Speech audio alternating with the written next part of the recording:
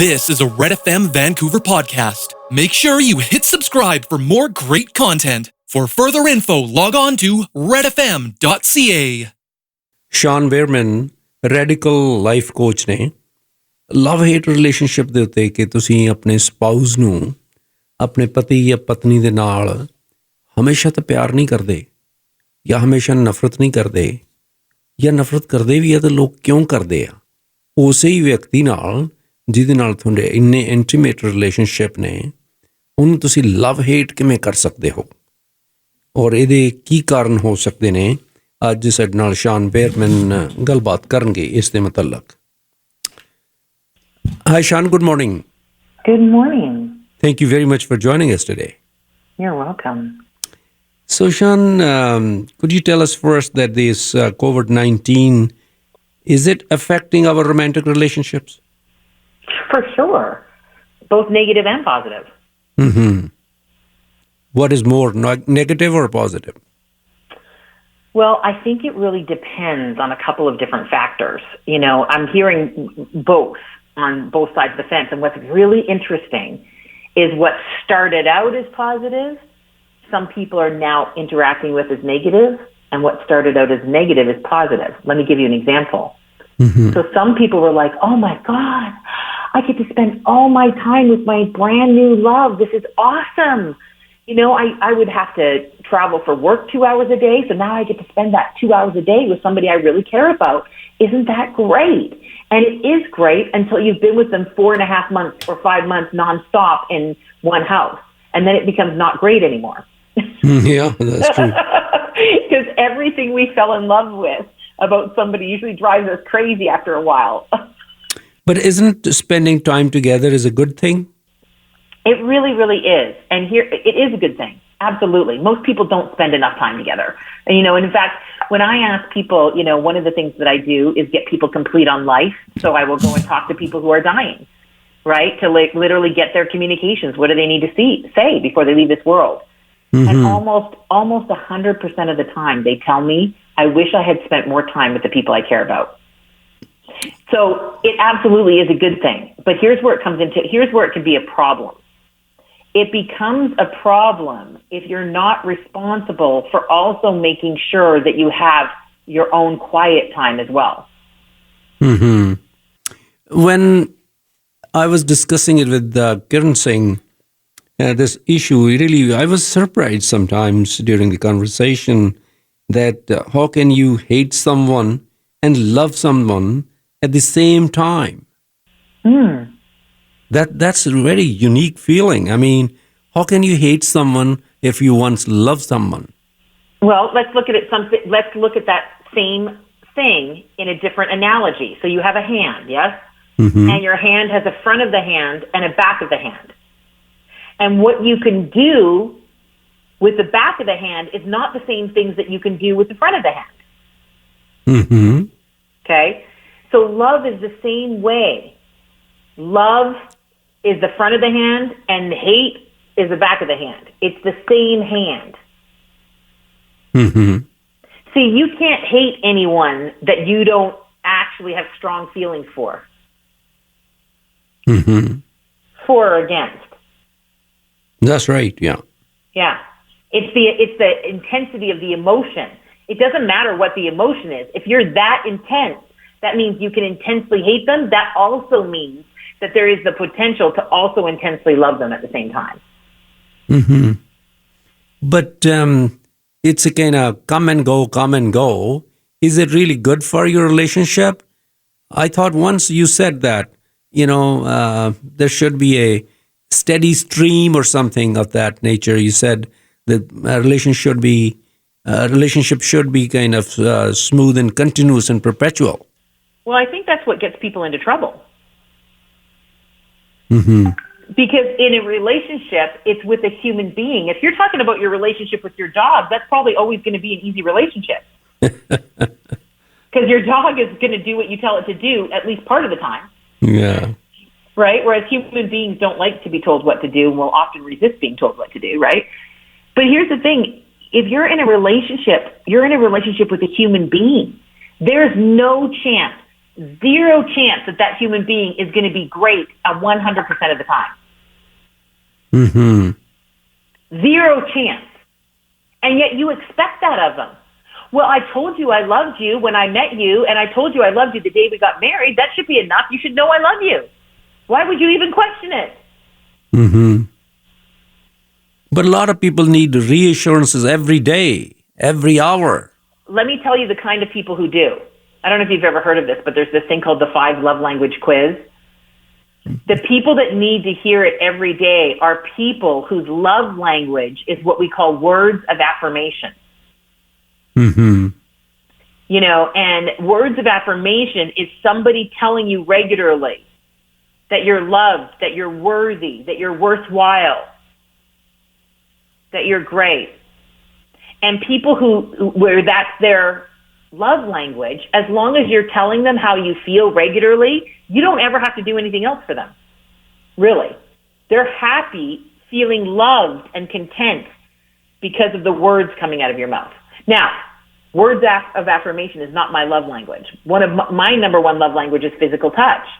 So if you hug me, I think you love me. Mm-hmm. Right? But if we're together and we're out on a date or something, but you never touch me on the date, like you never reach forward and touch my hand or hold my hand or even ask me to hold my hand or whatever, you never touch me on that date, you're probably not getting a second date from me. Really? Yeah, because I don't think you like me. Because in some cultures, Shawn, a person might think that this is my first date. If I hold her hand or touch her, she might think that it's an inappropriate advance. Yeah, exactly. Can you see how confusing it is for people? Yeah, it is. Like, it's so confusing. And I was just talking with somebody about this on a date the other day, and I said, because I don't wait for them anymore, because I realize they're not going to ask me, so I'll say, would you be willing to hold my hand? And anybody whose love language is physical touch, they're like, absolutely, right? And they take my hand immediately. Like, for them, it's like a no, absolutely, I'd love to touch your hand. But if I'm on a date with someone where physical touch is not their first love language, they respond differently to that. Okay, Shawn, when you love somebody, I think they know it. Either it's a physical touch or you say it or language or whatever. When you are silently hating somebody living under the same roof in the same bedroom, do they know? Absolutely. Are you kidding me? Absolutely. You're not saying anything. You think you're hiding something? You are hiding nothing. There's this term that they use, one of the personal development programs that I recommend for everybody is the work from Landmark. And I know Landmark Worldwide, and I know I've talked about it before, but there's this term that they have, what they say, which is so appropriate here. They say your way of being sometimes shouts louder than your words. Mm-hmm. Because you can tell if a woman is upset with you, can't you? Even if she's not saying anything? Yeah. You can tell, right? Yeah. Come on. A woman can tell if her man's upset too. He doesn't have to say anything for her to be able to tell. Well, some people are very good actors. I mean, I have seen, even if they're upset, they're mad at you or whatever, they just pretend that everything's okay. And it's very, very difficult. You have to be a real finder in order to find out what's going on in their mind. Yeah, except for one thing. What's that? No matter what's going on in their mind, right? If they continue to lie, life is going to suck eventually. Mm-hmm. Yeah. Because that lack of integrity does things like cause disease in the body. It does things like ruin your relationships with people. Because if you think that people aren't going to eventually figure out that you're lying and inauthentic, you're kidding yourself. Someone's always going to figure it out. Like when you're coaching and counseling some people, what do they tell you? Like, how can you love and hate at the same time? Well, I tell them it's because they're feeling things intensely. It doesn't matter whether it's hate or love. It's the intensity of their feelings that's the issue for them. Mm-hmm. And what is the solution then? If it's a love-hate relationship, you're loving somebody, then you're hating somebody at the same time for certain things, Is like a temporary separation is the way to go? Like if you go away for a month or so, you just somehow, make a distance and the intimacy is reduced, then that feeling of love will come back? Well, what I tell people is if you're not taking actions that are consistent with someone who is in love, then you're not going to be in love anymore. Mm-hmm. See, people don't fall out of love, Harjinder. They don't. They don't? No, they just stop taking the same actions that they took when they were in love. It's really interesting. So you fall in love with someone and you take all these actions when you're in love with them, don't you? Like you send them little texts thinking of you, you might leave the little things out or whatever. You take certain actions when you're in love with someone. To express that love, you take action. But we have been reading those Shakespeare, like T.S. Eliot and Shelley and Keats, and they always said, they taught us that love is eternal. Once you have a love is eternal. It can't change, momentary. Yeah, but your actions change. Mm-hmm. And the fact of the matter is that our feelings go the way of our actions. So what can it do to your relationship? Like you're married, you're talking about a spouse here now. You're loving your spouse. At the same time, you hate your spouse. So what will happen to the relationship eventually? What's really great about what you're saying is that it takes conversations with someone who can guide you through that sometimes. Sometimes we don't know what to say ourselves, right? Like when I don't know what to do, I have mentors I go to. Some people try to self-coach and counsel, self-counseling. Or some people sit down time and again together. Some couples, some spouses will sit together, have coffee and sit down, start the conversation. It'll end up in argument. Then again, after a day or so, they start the conversation. It end up in a bitter argument and loud and sometimes calling names to each other. Then again, they try, sometimes spouses try many times. It doesn't work. Well, have you ever heard what the definition of insanity is? What is it? The definition of insanity is doing the same thing over and over again and expecting a different result. Yeah. So here's my recommendation. If you've tried that twice, then reach out to me or reach out to another coach, reach out to someone and get a third-party facilitator in your conversation. Yeah. If not a professional, then ask a friend to sit inside the conversation. Mm-hmm. Well, then somebody's going to go, well, I don't want my friends knowing my business. And I said, well, then you shouldn't have them as friends. They're not really your friend, are they? If you can't share everything that's going on in your life, the good, the bad, and the ugly, that's not a friend. Okay, Shawn, isn't a little bit of resentment is okay? That resentment will probably enhance your relationship? Is it true or it's just a talk? Well, if you ever meet someone where resentment has enhanced their relationship, I would like to meet them too.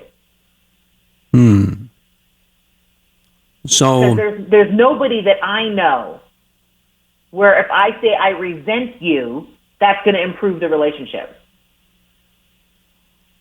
Isn't it normal that, depending on the action of your spouse, if he or she does something that's really, you're feeling bad about it, you don't like it, you dislike it to the level of resentment. But then it goes away, it dissolves after a while. But that period is probably another kicker that gives you a spin. Don't you think that'll help? No, the resentment never dissolves. That's the problem. It doesn't go away unless it's spoken about and completed on inside of a conversation. That resentment's not going anywhere. You know where it's going? It's going into that big emotional vat that you have in your head. And one day that your spouse is going to say or do something and the whole vat's going to overflow and everybody around is going to get impacted. Mm-hmm. So what do you suggest then? I suggest that you deal with it in a conversation.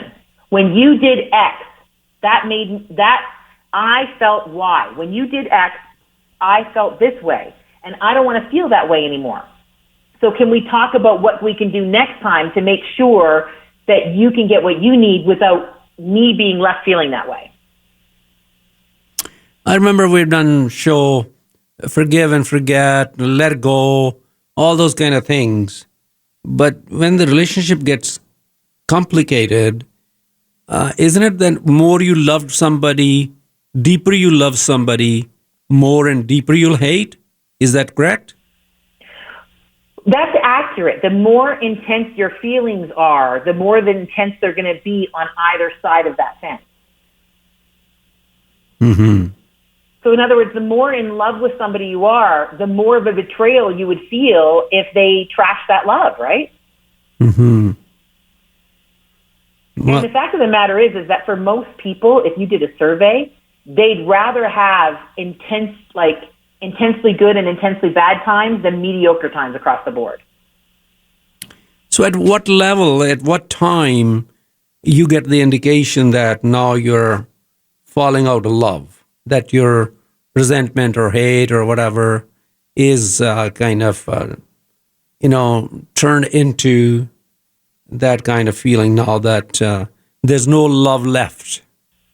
Well, that's a really great question. Most people I know that are successful at their relationships, they are successful because they regularly check in with themselves on how the relationship and what's working and what's not working, and check in with their partner.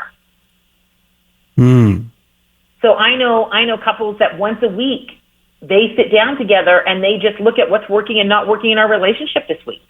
You're talking like it's a car, like you're checking up the oil and you're checking up the antifreeze or whatever. It's a human being. It's just like a car. We have all those same things. What's our oil? Mm-hmm. So every weekly check is good enough? Well, I would do it weekly. Because because you get caught up in daily, everyday life. You're not going to have the time to do it every day. And every couple should be spending alone time together once a week anyway, even if it's just for an hour. Sometimes you're so busy. I'm sure our listeners many of them are on the same kind of page. When you're very busy, so busy, then you kind of realize that there's something wrong here in the relationship. It's getting wrong, this resentment or hate or whatever is taken over my love part of my feelings. So I should discuss it. And sometimes they keep on postponing because they're very busy.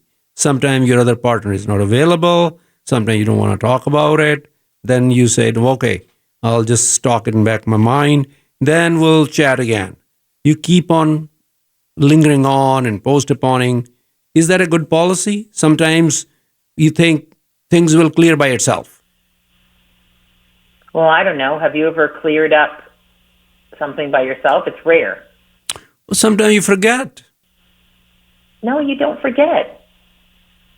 Mm-hmm. Listen, you just don't care in that moment to resolve it. That's right. You just don't. It's not a priority for you. Then stop lying and saying that your relationship and your family is the most important thing in your life. Because if it's not more important than freaking, going to have your, going to run an errand or doing what somebody asked you to do or doing the laundry, if it's not important as doing the laundry, then stop saying it is. Okay, tell me one more thing. Is it okay to hate your spouse sometimes? Or is it bad enough that even a minute shadow of hate shouldn't come into your, love in your life, wherever you're living together? There should always be love prevailing. What if somebody, some spouse sometimes says, well, sometimes I hate her or him, other times I love her most of the time. So is that okay? Well, I don't think that what they're saying is quite accurate. I don't think anybody really hates another person. I think they may dislike that person. I think that there's things that they're doing that they don't like. Like you said, resentment is there. But hate is a very strong word. So I think that people say, I hate you, Just like a teenager will yell, "I hate you," when you tell them they can't take the car. Yeah. Right? I hate you. You're the worst mom or dad ever. They don't really mean they hate you. They mean, I hate what you're doing or saying right now, is what they mean. How can you turn that dislike into strong love? Well, that's a lot easier than most people think. See, the first thing you have to do is deal with yourself. Where am I not being a loving person? Because if love isn't showing up around you, you got to start where you are, because you're the common denominator. Mm-hmm. And if you want love to show up around you, then you have to develop yourself on being loving, on taking actions consistent with being a loving person. You'd be amazed how many people say they're a loving person, and when I start to get in and find out what actions they're taking, they don't take any actions from a loving person. I said, well, what are you qualifying the fact that you're a loving person on then? Mm-hmm. So I recommend everybody takes a look, and there's a little quiz that I sometimes do with people that I'm happy to send to any of your listeners that want it. A little quiz called, I can't remember what it's called, but I do this quiz and I send it to clients because it's a quiz that tells you, am I being loving? Am I being the clearing? Am I actually causing love in my life? And the only way you're going to know is by checking in to see, asking yourself some questions. Mm-hmm.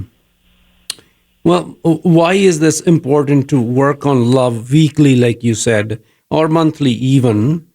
Is it to eradicate hate or resentment or disliking? It's to ensure continued workability in the relationship. Mm-hmm.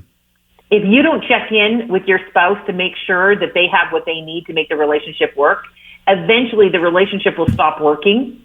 People will be unhappy. And if it doesn't get dealt with, the relationship eventually crumbles. And the family and everybody around it ends up getting impacted and hurt.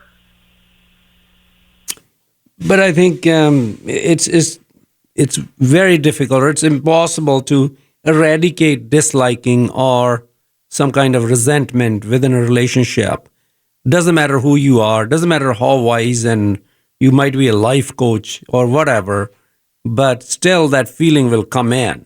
It might go away quickly, but you cannot have a hate-free or dislike-free relationship, can you? It's impossible unless you're in a relationship with your dog. That's so true. That dog will love you even if you do really stupid things. It will still love you. Yeah. Okay? Human beings are not quite as generous as most animals, actually. Mm-hmm. But I think, Shawn, the main problem is that most partners cannot see the perspective of their other partner. How can you see together the same perspective? I mean, I can understand you might say, well, explain it to the person. Like sharing the same perspective, is there any key to it? There absolutely is a key to sharing your feelings and your perspective in a way that works for the other person. And the number one thing I'm going to tell you is if you are blaming somebody else, even if you don't say it's your fault, but you think it's their fault in your head, they're going to pick up on the fact that you're making them wrong, and that conversation isn't going to go very well. Shawn, I want to take one call here. If you will please hold. Hi, Pinky. Hi, ਤੁਹਾਡਾ ਕੀ ਸਵਾਲ ਹੈ ਜੀ? Topic ਤੁਹਾਡਾ ਬਹੁਤ ਵਧੀਆ ਸੀਗਾ। ਜਿਹੜਾ ਤੁਸੀਂ ਅੱਜ ਗੱਲ ਕੀਤੀ ਚ ਟਰਸਟ ਹੋਣਾ ਚਾਹੀਦਾ। ਲਾਈਕ ਤੁਸੀਂ ਜੇ ਇੱਕ ਦੂਜੇ ਤੇ ਟਰਸਟ ਨਹੀਂ ਕਰਦੇ ਹੈਗੇ ਤਾਂ ਫਿਰ ਬਹੁਤ ਹਾਰਡ ਆ। ਲਾਈਕ ਤੁਸੀਂ ਇਹ ਤੇ ਇੰਨਾ ਟਰਸਟ ਕਰਦੇ ਆ ਤੇ ਜੇ ਉਹ ਸਵੇਰੇ ਉੱਠ ਕੇ ਫਰਿੱਜ ਚੋਂ ਮਿਲਕ ਦੀ ਬੋਟਲ ਕੱਢ ਕੇ ਤੁਹਾਡੀ ਸਾਰੀ ਫਲੋਰ ਤੇ ਖਿਲਾ ਦੇਵੇ, ਤੁਹਾਡੇ ਵਾਸਤੇ ਕੰਮ ਬਤਾ ਦੇਵੇ, that's not trust. Okay. Hi, Shawn. Hi. Pinky's saying that trust is very important. There should be a trust in the relationship. And she also says that if your partner gets up, opens the fridge, take the bottle of the milk, spills on the floor so you have to work harder to clean up, that's not love. And that's what she's saying. This trust is important. She's accurate. Trust is very important, and trust can be broken very easily. Mm-hmm. You know, she's even saying when her partner drops the milk on the floor and makes more work for her, it has her trust unlocked. Mm-hmm. It's more than lack of trust. I think it is. I think, you know, for her, when someone's making more work for her, you know, for her, that's an experience that impacts her ability to love. I, in simple terms, think that's stupid. Well, you know, there's no method to our feelings, though. Our feelings aren't related to reality anyway. Mm-hmm. So we were talking about sharing the perspective. How can you show your partner what are you seeing? Then I think there will be less conflict, isn't it? Well, learning to actually be able to communicate your point of view to your partner without making them wrong is a really great skill to learn, for sure. Mm-hmm.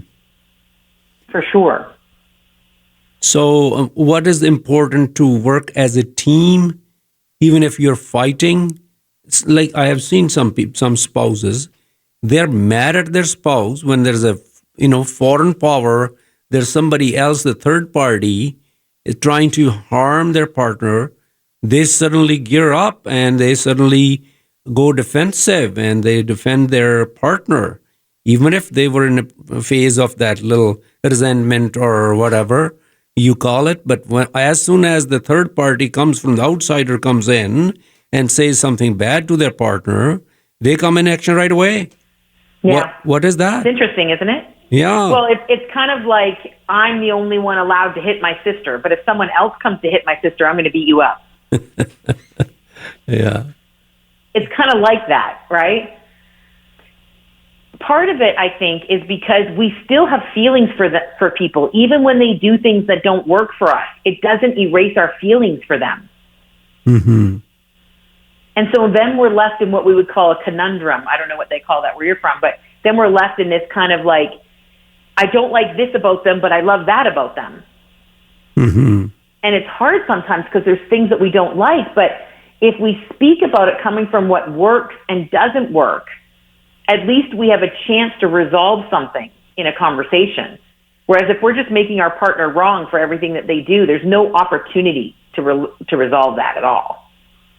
What do you do when one partner feels angry? Well, the first thing I do is actually get all of their communications about what they're angry about without making it, just get the communication. Like if my partner is saying, I don't like that you did this, I'll say, okay, I got that. When I did that, you didn't like it. And then I ask, what was it you didn't like about it? Because usually there's only one little thing they didn't like out of everything. And if I can just find out what that one little thing is, and if it works for me to remove that one little part of it and not do that anymore because it makes their life easier, then great. So once it happens that you're angry and you express your anger or whatever your frustration, then isn't that at certain time or at certain point, the other partner should let go? But some partners they never let it go. They keep that file active all the time. Well, some people don't know how to let it go. No, really. They know how to let go. They know what let go is, but they still don't want to let go. They know the concept of it.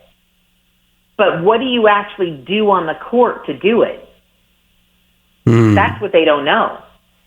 Everybody's telling them to let go. If they could do that, don't you think they would have done it already? Hold on for a second. Gopi ji? Hi, Gopi. So many issues to talk. I love her. You know, I want to meet her. Please give me the number we want. It's a okay. My problem is that he's a good husband. He have a good qualities, but we fight a lot, right? Why we fight? I'm a very like to do my housework. If like something it need to done, I want to do it done today. Why we were waiting for? Anyway, we have to do this thing, right? By him, oh, we can do it tomorrow, later, and then I get upset. Like I said, we have a time. Why can't we not? I don't know. It's me. Sometimes I think it's me. I like to do organized stuff, and I know this need to be done, and why cannot we do it? Why we are sitting? And what should I do about that? Shawn? Yeah. This is a really easy one. Are you ready? Mm-hmm. Okay, here's what you should do about it. You have not explained to him the satisfaction and the fulfillment that you get from completing your household stuff. It gives you great satisfaction and fulfillment. It makes you feel really good inside when you accomplish things around the house and the house looks how you want it to look. But he doesn't realize how important that is to you because it's not important to him at all. It's not on his list of things that are important. Mm-hmm. So you need to actually communicate to him when I do this in the house and you help me with it, that actually makes me feel so cared for. I'll bet you anything acts of service are her first love language. Hold on for a few seconds and let me take Amar Singh ji. Amar Singh ji, ਤੁਸੀਂ air ਤੇ ਹੋ? ਵਿਸ਼ਾ ਲਿਆਂਦਾ ਤੁਸੀਂ ਮੇਰਾ ਵੀ ਇੱਕ ਤਰ੍ਹਾਂ ਦਾ passion ਜਿਹਾ ਬਣ ਗਿਆ ਲਰਨ ਕਰਨਾ ਤੇ ਮੈਂ ਕਹਿੰਦਾ ਕਿ ਇਹ ਹਿੰਟ ਜਿਹੜੇ ਦਿੱਤੇ ਜਾ ਰਹੇ ਨੇ ਇੰਨੀ ਲੰਬੀ ਸਟੋਰੀ ਦੀ ਲੋੜ ਨਹੀਂ ਪੈਂਦੀ ਮੈਂ ਦੱਸਦਾ ਕਿ ਲੋਕੀ ਉਹ ਕਹਿ ਦਿੰਦੇ ਕਿ it's love hate relationship hello ਜੀ ਸੁਣ ਰਹੇ ਸਾਰੇ ਹਾਂਜੀ ਤੇ ਲੇਕਿਨ ਅਸਲੀ ਗੱਲ ਹੈ ਕਿ ਇਟਸ ਕੰਪਰੋਮਾਈਜ਼ ਰਿਲੇਸ਼ਨਸ਼ਿਪ ਬੜੀ ਸਿੰਪਲ ਗੱਲ ਹੈ ਐਕਸਪਲੇਨ ਕਰ ਸਕਦੇ ਆ ਲੇਡੀ ਤੁਹਾਡੇ ਕਿ ਇਹ ਆ ਕਿ ਜਿਵੇਂ ਕਹਿੰਦੇ ਨਾ ਕਿ ladies it's like two different species living together without a ring master. That means ladies have a different anatomy, different body chemistry and different psyche and they both should learn to compromise. It's a complementary relation. You should not compete and compare and ladies are more family oriented, males are more community oriented. These all should be accepted and respected and everybody unique individual. She can explain better. Thank you. Shawn? Well said. About compromise. Yeah, he said that very well. There always needs to be some compromise. And I think that what's important to one person is never going to be the exact same thing that's important to another. So it's really important that you know what's important to your spouse and they know what's important to you. Shawn, I'm running out of time. So what mantra would you like to give today at the end? Well, here's the thing I'd like everybody to get, okay? First of all, there are 5 steps to making a conversation with your spouse work. And I'm happy to send that to everybody, okay? So if they text their email address, I'll make sure everybody gets a copy of the 5 things to ask your spouse in a conversation. So make sure that you're getting on the same page, okay? Where people can send you their email? They can text it to this number. It's 604 716 6166. 604-716-6166. And that's your number, right? That's where people can send their text, their emails, and then you will send them by email. That's right. Thank you very much for your time. I really appreciate that. You're welcome. You take care. Thank you. ਤੁਸੀਂ ਉਹਨਾਂ ਨੂੰ ਆਪਣਾ email ਭੇਜ ਸਕਦੇ ਹੋ 604-716-6166 ਤੇ ਉਹ ਤੁਹਾਨੂੰ ਕੁਝ ਟਿਪਸ ਜਿਹੜੀਆਂ ਨੇ ਉਹ ਭੇਜ ਦੇਣਗੇ ਜਿਹਦੇ ਨਾਲ ਤੁਹਾਡਾ ਰਿਲੇਸ਼ਨਸ਼ਿਪ ਜਿਹੜਾ ਉਹ ਬੈਟਰ ਹੋ ਸਕੇ Thank you for listening to another Red FM podcast. Don't forget to hit subscribe and check out our Red FM Canada YouTube channel. For further info, log on to our Red FM social media platforms or visit redfm.ca.